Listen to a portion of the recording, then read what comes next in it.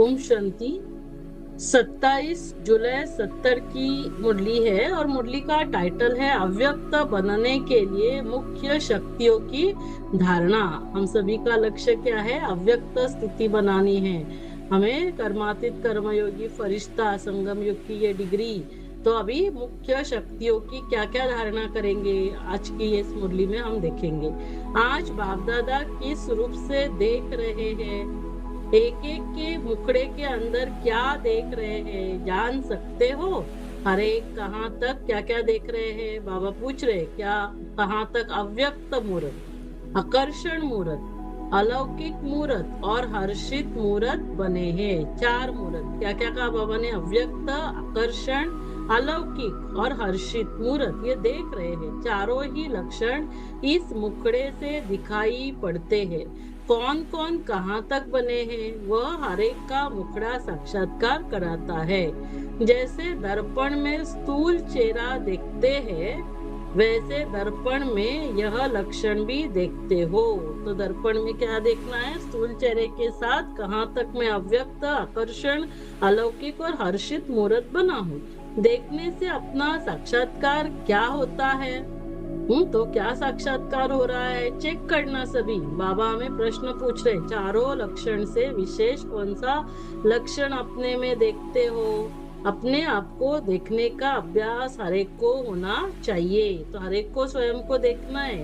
अव्यक्त मूर्त, आकर्षण मूर्त, अलौकिक और हर्षित मूर्त। अंतिम स्टेज ऐसी होनी है जिसमें हर एक के मुखड़े में यह सर्व लक्षण प्रसिद्ध रूप में दिखाई पड़ेंगे। तो अभी कोई गुप्त है ना, कोई कोई मूर्त मुखड़े में नहीं दिखाई देती, कोई प्रत्यक्ष है, कोई गुण विशेष है, कोई उनसे कम है। लेकिन संपूर्ण स्टेज में यह सभी लक्षण समान रूप में क्या करना है? हमें क्या अटेंशन रखना है कि संपूर्ण स्टेज, हमारी अंतिम संपूर्ण स्टेज में सभी लक्षण, ये सभी लक्षण समान रूप में और प्रत्यक्ष रूप में दिखाई देंगे। क्या होंगे? समान भी होंगे चारों ही और प्रत्यक्ष भी होंगे, जिससे सभी की नंबरवार प्रत्यक्षता होनी है। जितना जितना जिसमें प्रत्यक्ष रूप में गुण आते जाते उतनी उतनी प्रत्यक्षता भी होती जा रही है। तो इन गुणों को हमें धारण करना है प्रत्यक्ष रूप में। अव्यक्त, आकर्षण, अलौकिक, हर्षित मूर्त। आज विशेष किस कार्य के लिए आए हैं? बाप दादा आज किस कार्य के लिए आए हैं? पांडव सेना प्रति पांडवों की भट्टी का आरंभ। तो बाप दादा भट्टी में आरंभ जब भट्टी शुरू होती थी, हाँ, तो उसमें भट्टी समाप्ति के समय आते थे। अपने में क्या नवीनता लानी है और भट्टी क्यों है? ताकि हम नवीनता ला सके, वह यह मालूम है। विशेष भट्टी में आए हो तो विशेष क्या धारण करेंगे? ये विशेष भट्टी है तो क्या धारण करेंगे? क्या नवीनता लाने के लिए आए हैं? हर एक ने अपना अपना लक्ष्य सुनाया। टीचर्स आप बताओ इस पांडव सेना से क्या क्या कराना है?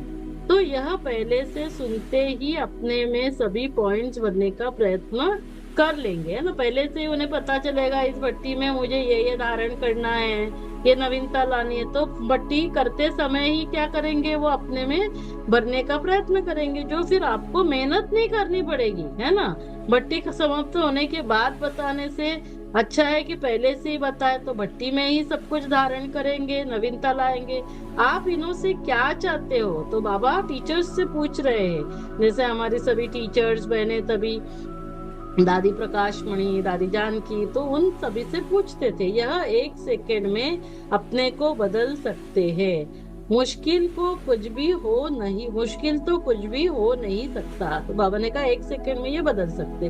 और जो निमित्त बने हुए हैं उन्हों को मदद भी बहुत अच्छी मिलती है ना। सभी क्या करते हैं? निमित्त टीचर्स बहनों को मदद करते। पांडव सेना तो कल्प पहले की प्रसिद्ध है ही। पांडवों के कर्तव्य का यादगार तो प्रसिद्ध है। जो कल्प पहले हुआ है वह सिर्फ अभी रिपीट करना है। अव्यक्त बनने के लिए वह जो भी सभी ने लक्ष्य सुनाया उसको पूर्ण करने के लिए क्या क्या अपने में धारण करना है? क्या कहा बाबा ने? अभी लक्ष्य क्या है? अव्यक्त बनना है ना। मुरली का टाइटल क्या है? अव्यक्त बनने के लिए मुख्य शक्तियों की धारणा। तो अव्यक्त बनने के लिए या जो भी सभी ने लक्ष्य सुनाया उसको पूर्ण करने के लिए क्या क्या अपने में धारण करना है। बाबा ने कहा वह आज सुनाते हैं। सर्व पांडव अपने को क्या कहलाते हो? ऑलमाइटी गॉड फादर के बच्चे कहलाते हो ना। हम सभी कौन है? ऑलमाइटी गॉड फादर के बच्चे। तो अव्यक्त बनने के लिए मुख्य कौन सी शक्तियों को अपने में धारण करना है? तभी जो लक्ष्य रखा है वह पूर्ण हो सकेगा। लक्ष्य क्या है? अव्यक्त स्थिति धारण करना। तो शक्तियां कौन सी धारण करेंगे? भट्टी में मुख्य कौन सी शक्तियों को धारण करके जाना है वह बताते हैं। तो बाबा बता रहे कि कौन सी शक्तियों को धारण करना है तो बहुत, लेकिन मुख्य एक तो सहन शक्ति चाहिए। पहले कौन सी शक्ति चाहिए? बाबा ने कहा सहन शक्ति। और सहन भी कैसे करेंगे? रहमदिल होकर, मजबूरी से नहीं। दूसरी परखने की शक्ति चाहिए। और तीसरा विस्तार को छोटा करने की, फिर छोटे को बड़ा करने की भी शक्ति चाहिए। सभी को समझाते समय छोटे को बड़ा करो और फिर बड़े को छोटा करना है। तो पहले सहन शक्ति, दूसरी परखने की, तीसरा विस्तार को सार में और सार को विस्तार में। कहाँ विस्तार को कम करना पड़ता है, कहाँ विस्तार भी करना पड़ता। समेटने की शक्ति, समाने की शक्ति, सामना करने की शक्ति और निर्णय करने की भी शक्ति चाहिए। तो पहले तो बाबा ने क्या कहा? पहले कहा कि सहन शक्ति, फिर परखने की, फिर विस्तार को सार में संकीर्ण करना और फिर सार में भी सार को विस्तार में लेकर आना। तो समेटने की शक्ति, समाने की शक्ति और सामना करने की शक्ति और निर्णय करने की शक्ति भी चाहिए। जैसे हम अष्ट शक्तियों की बात करते हैं तो बाबा यहाँ पर यही शक्तियों की बात कर रहे हैं, है ना। जैसे सहन शक्ति, समाने की शक्ति, परखने की, निर्णय करने की, फिर समेटने की शक्ति और सामना करने की शक्ति। तो इन सबके साथ साथ सर्व को स्नेह और सहयोगी बनाने की, यथार्थ सर्व को मिलाने की भी शक्ति चाहिए। तो यह सभी शक्तियां धारण करनी पड़े। तो इन सभी के साथ साथ स्नेह और सहयोगी बनाने की, है ना, अर्थात सर्व को मिलाने की, हमें सभी के साथ मिलकर चलना है। तभी सभी लक्षण पूरे हो सकते भी नहीं, लेकिन होना ही है। हमें क्या करना है? ये सभी शक्तियों को धारण करना ही है, लक्षण पूरे करने ही है, करके ही जाना है। ये निश्चय बुद्धि के बोल है। इसके लिए एक बात विशेष है।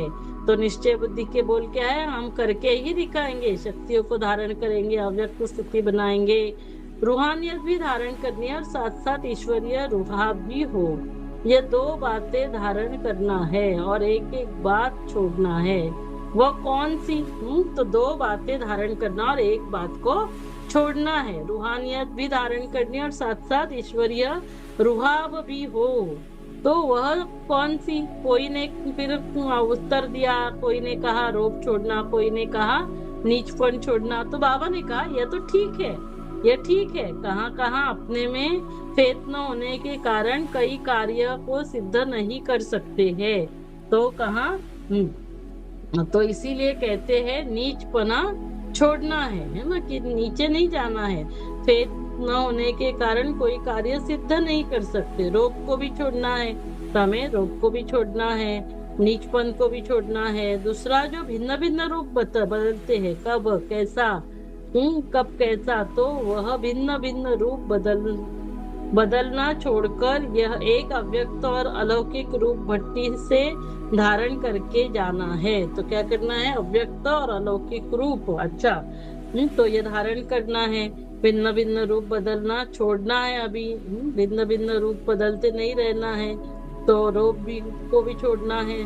अच्छा, तिलक तो लगा हुआ है ना, अभी सर से भट्टी की सौगात देनी है। वह क्या सौगात देंगे? तिलक लगा हुआ है, ताजधारी भी है, वह ताज देना है ना। बाबा पूछ रहे हैं, तिलक लगा हुआ है, ताजदारी भी है, वह ताज देना है। तिलक है और ताज है कि देना है। अभी अगर छोटा ताज धारण किया, अभी का ताज क्या है? जिम्मेवारी का। तो भविष्य में भी क्या होगा? कमी पड़ जाएगी। भट्टी में विश्व महाराजन बनने के लिए आए हो, सभी से बड़ा ताज तो विश्व महाराजन का ही होता है।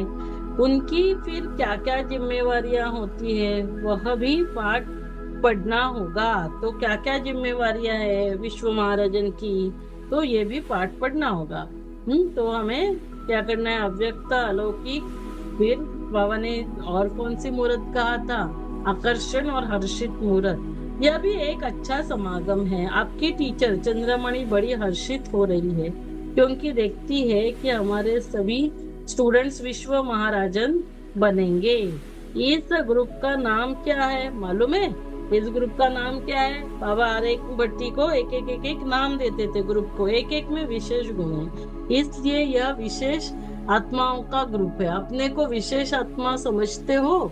देखा, यह किचन त्रिमूर्ति की किचन सौगात देते हैं। इस लक्ष्य को देख ऐसे लक्षण धारण करने हैं। एक दो के संस्कारों को मिलाना है। तो एक दो के संस्कार, स्नेही, सहयोगी, और साथ साथ यह जो चाबी की निशानी दी है, अर्थात सर्व शक्तियां जो सुनाई है ना, क्या क्या शक्तियां सुनाई थी बाबा ने हमें। पहले जो होती है सहन शक्ति, समाने की शक्ति, निर्णय शक्ति, परखने की निर्णय शक्ति, फिर सामना करने की, समेटने की, ये शक्तियां सारी हमें धारण करनी है। तो अर्थात सर्व शक्तियां जो सुनाई उनकी चाबी लेकर ही जाना। लेकिन यह दोनों बातें कायम तब रहेगी जब रचयिता रचना का यथार्थ ज्ञान स्मृति में होगा। इसके लिए यह याद सौगात है। अपने को सफलता मूर्त समझते हो? बाबा पूछ रहे। सफलता अर्थात संपूर्ण गुण धारण करना। सफलता किसको कहेंगे? संपूर्ण मूर्त, संपूर्ण गुण धारण करना। अगर सर्व बातों में सफलता है तो उसका नाम ही है संपूर्ण मूर्त। सर्व बातों में सफल बनना है, सफलता का सितारा, तो वो संपूर्ण मूर्त है। सफलता के सितारे है, उसी स्मृति में यह रह कार्य करने से ही सफलता का अधिकार प्राप्त होता है। तो सफलता का अधिकार कैसे प्राप्त होगा? सफलता का अधिकार प्राप्त करने के लिए हमें क्या करना है? याद रखना है कि सफलता के सितारे है, ये स्मृति में रखना है। सफलता के सितारे बनने से सामना करने की शक्ति आती है। सामना करने की शक्ति कब आती है? जब सफलता के सितारे बनेंगे। सफलता को सामने रखने से समस्या भी पलट जाती है और सफलता प्रैक्टिकल में हो भी जाती है। समीप सितारों के लक्षण क्या होंगे? जिसके समीप है उन समान बनना है। समीप सितारों में बाप दादा के गुण व कर्तव्य प्रत्यक्ष दिखाई पड़ेंगे। और जो समीप सितारे होंगे उनमें क्या होगा? बाबा के समीप होंगे तो बाप दादा के गुण कर्तव्य दिखाई पड़ेंगे। सफलता के सितारे बनने से सामना करने की शक्ति आती, समीप रहने से बाप दादा के गुण और कर्तव्य प्रत्यक्ष दिखाई पड़ेंगे। जितनी समीपता उतनी समानता है ना, बाप दादा के समान गुण और कर्तव्य होंगे, देखेंगे। उनका मुखड़ा बाप दादा के साक्षात्कार कराने का दर्पण होगा। उसको बाप दादा का परिचय देने का प्रयत्न कम करना पड़ता है। तो उनको बाप दादा का परिचय देने के लिए ज्यादा प्रयत्न नहीं करने पड़ते, उनका मुखड़ा ही बाप दादा का साक्षात्कार कराएगा, क्योंकि वह स्वयं ही परिचय देने की मूर्त होते हैं। उनको देखने की बाप दादा का परिचय प्राप्त हो जाता। सर्विस में ऐसा प्रत्यक्ष सबूत देखेंगे, बल देखेंगे आप लोगों को, लेकिन आकर्षण बाप दादा की तरफ होगी। तो वो क्या बनेंगे? आकर्षण मूर्त भी बनेंगे। हमको देखेंगे लेकिन आकर्षण कहाँ होगी? बाप दादा की तरफ। हाँ, तो बाप दादा का परिचय हमारे मुखड़े से, तो ऐसे आकर्षण मूर्त बनेंगे, है ना। तो क्या क्या था? अव्यक्त, आकर्षण, अलौकिक और हर्षित। इसको कहा जाता है सनशोज फादर। तो हम हमारे चेहरे से बाप दादा को प्रत्यक्ष करेंगे। स्नेह समीप लाता है। अपने स्नेह के मूर्त को जानते हो ना। स्नेह कभी गुप्त नहीं रह सकता। स्नेही के हर कदम से जिससे स्नेह है उसकी छाप देखने में आती। तो क्या देखने में आएगी? हमारे हर कदम से स्नेह की छाप देखने में। जितना हर्षित मूर्त उतना आकर्षण मूर्त बनना है। तो आकर्षण हर्षित भी और आकर्षण मूर्त भी, अव्यक्त और अलौकिक। आकर्षण मूर्त सदैव बने रहे इसके लिए आकारी रूपधारी बन साकार कर्तव्यों में आना है। आकर्षण मूर्त सदैव बने रहे, इसके लिए क्या करना है? आकारी रूपधारी बन साकार कर्तव्य में, आकारी रूपधारी अव्यक्त मूर्त अंतर्मुखी और एकांतवासी लक्षण धारण करने से जो लक्ष्य रखा है उसकी सहज प्राप्ति हो सकती। तो क्या बनना है? अंतर्मुखी, एकांतवासी, तो अव्यक्त रूपधारी बनेंगे और व्यक्त मूर्त, आकर्षण मूर्त बन जाएंगे, हर्षित मूर्त बन जाएंगे। तो उसके लिए लक्षण क्या है? करने से जो लक्ष्य रखा है उसकी सहज प्राप्ति हो सकती है। साधन से सिद्धि होती है ना, साधन होगा तो साधन से सिद्धि होती है। तो साधन क्या है? अंतर्मुखी एकांतवासी। तो उसकी सहज प्राप्ति धारण करने से जो लक्ष्य है वो हमें प्राप्त होता है। सर्विस में सदैव संपूर्ण सफलता के लिए विशेष किस गुण को सामने रखना पड़ता है? साकार रूप में विशेष किस गुण के होने के कारण सफलता प्राप्त हुई? ब्रह्मा बाबा ने क्या किया? कैसे सफलता प्राप्त की? सदैव संपूर्ण सफलता के लिए विशेष गुण कौन से सामने रखना है? उदारचित। ब्रह्मा बाबा ने क्या किया? उदारचित।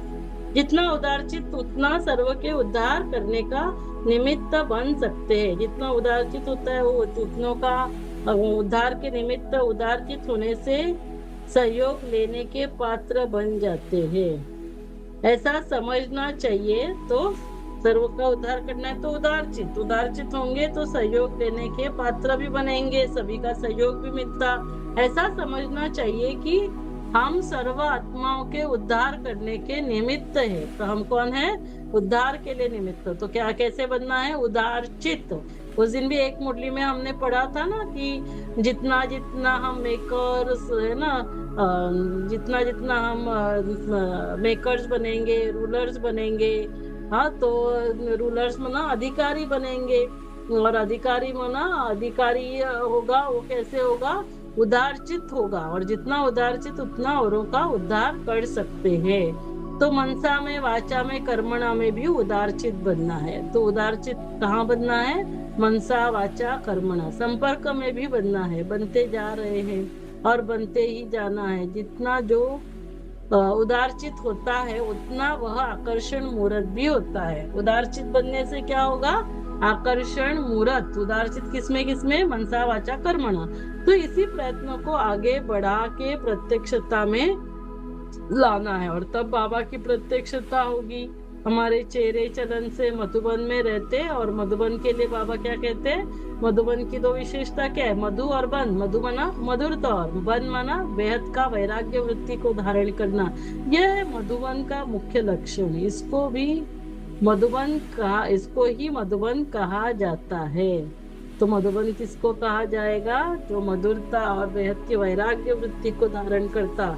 बाहर रहते भी अगर यह लक्ष्य है तो गोया मधुबन निवासी है। तो हम सभी के लिए ये अंडरलाइन करने की बात है। हम सभी घर गृहस्थ में रहते, बाहर रहते, लेकिन यदि यह लक्ष्य है ना, कि मधुबन के जो लक्ष्य वो हमने धारण किए, मधुरता और बेहद की वैराग्य वृत्ति, तो गोया मधुबन निवासी है। जितना यहाँ रिस्पॉन्सिबिलिटी लेते उतना वहाँ प्रजा द्वारा रिस्पेक्ट मिलेगा। तो रिस्पॉन्सिबिलिटी, जिम्मेवारी लेंगे, प्रजा बनेगी, वो उनसे रिस्पेक्ट मिलेगा। हाँ, द्वापर से जब तो सहयोग लेने के लिए स्नेही बनना है। सर्व के स्नेही सदा के सहयोगी। हाँ, तो सर्व के स्नेही, सर्व के सहयोगी। जितना जितना चक्रवर्ती बनेंगे उतना सर्व के संबंध में आ सकते। तो स्नेही, सहयोगी और सर्व के संबंध में चक्रवर्ती बनना है ना, वो विश्व महाराजन बनता। इस ग्रुप को विशेष चक्रवर्ती बनना चाहिए, क्योंकि सर्व के संबंध में आने से सर्व को सहयोग दे भी सकेंगे और सर्व का सहयोग ले भी सकते हैं। तो सर्व के संबंध में आएंगे, सहयोग देंगे तो सहयोग लेंगे भी। तो साथ भी रहना है, स्नेही सहयोगी बनना। हर एक आत्मा की विशेषता देखते सुनते संपर्क में आते वह विशेषताएं स्वयं में आ जाती है। तो हम औरों की विशेषताओं को देखें और उदाहरण करें। तो प्रैक्टिकल में सर्व का सहयोगी बनना, इसके लिए पांडव सेना को सर्व चक्रवर्ती बनना पड़ेगा। योग की सदैव अग्नि सदैव जली रहे, उसके लिए मन, वाणी, कर्म, संबंध, संपर्क यह चारों बातों की रखवाली करना पड़े। क्या क्या है? मन, वचन, कर्म और संबंध। फिर यह अग्नि अविनाशी रहेगी। तो जो की अग्नि सदैव जली रहे, तो मन, वचन, कर्म और संबंध में तो यह अविनाशी रहेगी। बार बार बुझाएंगे और जलाएंगे तो टाइम वेस्ट हो जाएगा और पद भी कम होगा, है ना। ये क्या करना है? इसको सदा जला कर रखना है। ये बुझे फिर वापस जलाए, ऐसा टाइम वेस्ट नहीं करना है, नहीं तो टाइम भी वेस्ट और पद भी कम होगा। जितना स्नेह है उतनी शक्ति भी रखो। 1 सेकंड में आकारी और 1 सेकंड में साकारी बन सकते हो। तो यह भी आवश्यक सर्विस है। आवश्यक सर्विस क्या है? अभी अभी आकारी, अभी अभी साकारी, 1 सेकंड में, अभी अभी अव्यक्त, अभी अभी स्थूल, अभी अभी सूक्ष्म। जैसे सर्विस के और अनेक साधन है, वैसे यह प्रैक्टिस भी अनेक आत्माओं के कल्याण के लिए एक साधन है। तो हमें क्या करना है? ऐसी प्रैक्टिस करनी है, इससे भी और आत्माओं का कल्याण होगा। इस सर्विस से कोई भी आत्मा को आकर्षित बन सकेंगे। इसमें कुछ खर्चा भी नहीं है। हाँ, तो ये देखो, आकर्षण मूर्त बनने के लिए इस सर्विस से कोई भी आत्मा को आकर्षित कर सकते हैं। हाँ, तो क्या करना है? अभी अभी ये प्रैक्टिस आकारी, अभी अभी आकारी, कुछ खर्चा भी नहीं, कम खर्च वाला नशीन। तो इस सर्विस से कोई भी आत्मा को आकर्षित कर सकते हैं। तो देखो कितनी सिंपल सर्विस है ना। तो अभी अभी आकारी, अभी अभी साकारी, तो कम खर्च वाला नशीन। ऐसी योजना बनाओ। अभी हर एक में कोई ना कोई विशेष शक्ति है, लेकिन सर्व शक्तियों को शक्तियां आ जाएगी तो फिर क्या बन जाएंगे? हाँ, तो बाबा ने कहा अभी हर एक में कोई ना कोई विशेष शक्ति है, लेकिन सर्व शक्तियां, अभी तो कोई ना कोई है लेकिन सर्व शक्ति आ जाएगी तो क्या बन जाएंगे? सर्व शक्ति आती है तो क्या बन जाते हैं हम? मास्टर, सर्वशक्तिमान। सभी गुणों में श्रेष्ठ बनना है। तो सभी गुणों में श्रेष्ठ बनना है। इष्ट देवताओं में सर्वशक्तियां समान रूप में होती है, तो यह पुरुषार्थ करना है। ओम, तो अच्छा, ओम शांति। तो सर्वशक्ति आएगी तो मास्टर सर्वशक्तिवान बनेंगे। सभी गुणों में श्रेष्ठ बनना है, तो देवताओं में सर्वशक्तियां समान रूप में होती, तो वैसे हमें पुरुषार्थ करना है। अच्छा, ओम शांति। तो ये थी हमारी 27 जुलाई की 70 की मुरली, अव्यक्त बनने के लिए मुख्य शक्तियों की धारणा। ओम शांति। अभी इसके इम्पोर्टेंट पॉइंट्स देखेंगे।